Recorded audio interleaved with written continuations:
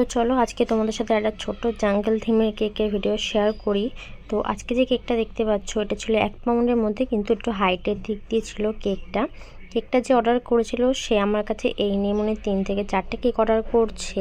বেশি কেক সে আমার কাছে অর্ডার করেনি, কিন্তু রিপিট কাস্টমারই বলতে পারো।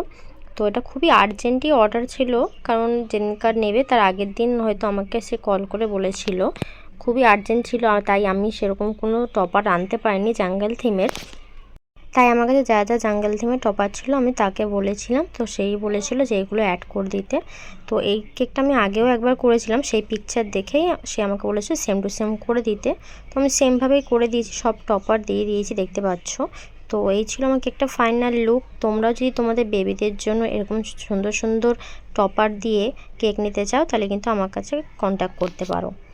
আর সেকেন্ড কেকটাও কিন্তু আমার রিপিট কাস্টমারই অর্ডার করেছিল, এটাও পিয়ালি থেকেই ছিল। প্রথম কেকটা আর এই কেকটা দুটোই পিয়ালি থেকেই আমার অর্ডার ছিল।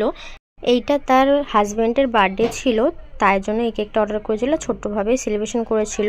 আর এই কাপল স্টিকার দিয়ে তো তোমরা আমরা আগেও অনেকবার কেক দেখেইছো, তো সেই বুঝেই ছিল। তারপর শুভ জন্মদিন লিখে দিয়েছি, এরপরে যে ডেটটা ছিল সেই ডেটটা বসিয়ে দিলাম, আর রিভিউটা তোমাদের সাথে শেয়ারও করে দিলাম। তো এটা ছিল আমার দুটো কেকের ফাইনাল লুক। তোমরা যদি এরকম ছোটো ছোটো সেলিব্রেশনের জন্য পেন্টো কেক অর্ডার করতে চাও বা যে কোনো ধরনের কেক অর্ডার করতে চাও তাহলে কিন্তু আমার সাথে কন্ট্যাক্ট করতে পারো। ওকে, টাটা।